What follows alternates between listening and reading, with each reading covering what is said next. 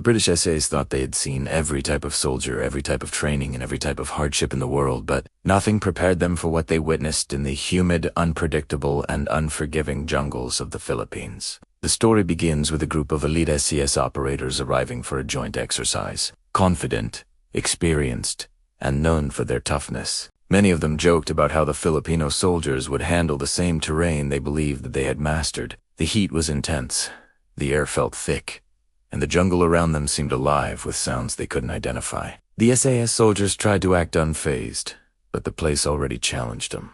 Meanwhile, the Filipino unit, made up of jungle specialists who grew up around these environments, stood calm and relaxed as if this wild landscape was their second home. At the start of the training, the SAS soldiers laughed when one Filipino scout explained how the jungle had its own way of speaking, how every rustled bird call and sudden silence meant something. The British soldiers, used to high-tech and advanced gear, felt this was nothing more than folklore. But that confidence didn't last long. The deeper they went into the jungle, the more the SAS felt out of place. Their heavy boots sank into the mud.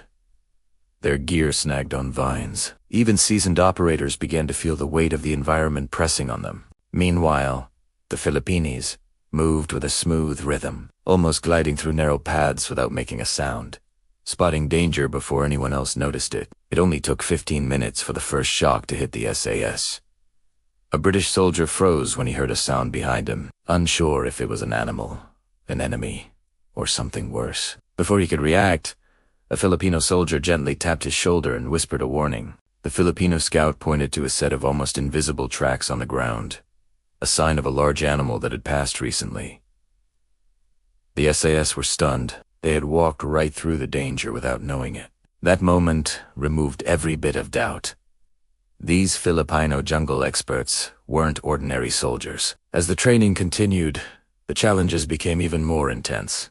The SAS soldiers struggled to stay quiet, while the Filipinos could disappear into the trees in seconds. The British operators tried to follow their movement techniques, but the noise of snapping twigs and shifting leaves revealed them every time. The Filipino soldiers taught them to feel the jungle rather than fight it, to breathe with the environment, to step lightly, to watch shadows instead of looking straight at things, and to read the wind like a map. The lesson that shook the SAS the most happened during a mock patrol. The British unit moved carefully, trying to avoid being detected. But one by one, they were silently tagged by Filipino scouts who seemed to appear out of nowhere. Some dropped from tree branches. Some emerged from bushes the SAS swore were empty. Others approached from behind without making a sound. The British commanders were stunned. None of their advanced tactics worked here because the jungle didn't care about modern skills. It rewarded instinct, patience, and knowledge passed down through generations. The moment of total respect came during a sudden heavy rain. The jungle transformed instantly. Visibility dropped. The ground turned slippery. The sounds around them grew louder and more chaotic. The SAS began struggling to keep formation. Their maps became wet.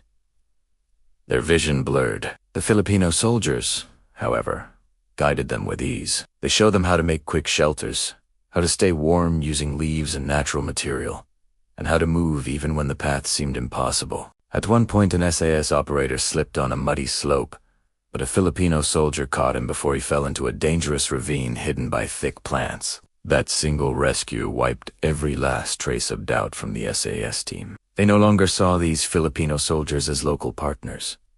They saw them as masters of a world they barely understood. After the rain cleared, the SAS soldiers gathered, exhausted but grateful. Their leader admitted openly that the Filipino unit had skills the world rarely talked about, skills far beyond what most elite forces trained for. He said that surviving the jungle was one thing, but moving through it like it was your home was an entirely different level of expertise. On the final day, the joint exercise reached its highlight.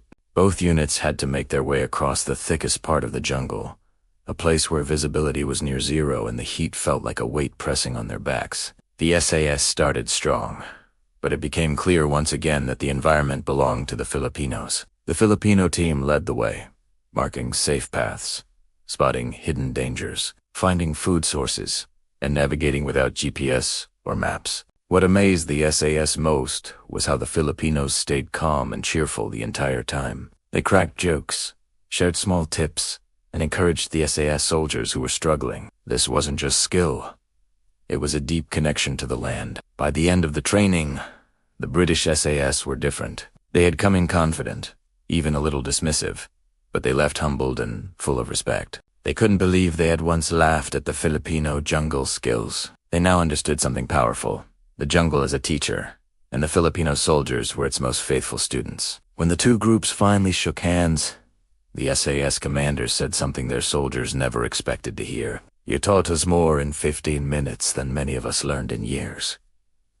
That sentence became the legendary line that soldiers repeated for generations. The British SAS carried those lessons back home. They trained harder, adapted new techniques, and shared their experience with other units. But they also made sure people understood the truth. Elite forces around the world might be strong, but in the jungle, the Filipino warriors moved with a mastery no one else could match. And that is why the story of those 15 minutes, when the SAS realized the jungle didn't fear them but respected the Filipinos, became one of the greatest military lessons ever told. It proved that strength is not just about power or equipment. It's about understanding your environment, respecting your roots, and staying humble no matter how elite you are. The British SAS arrived in the Philippines, confident and laughing, but they left with admiration and gratitude. They learned the hard way that the jungle reveals the truth, and the truth was simple. The Filipino soldiers were on another level, and that moment changed everything.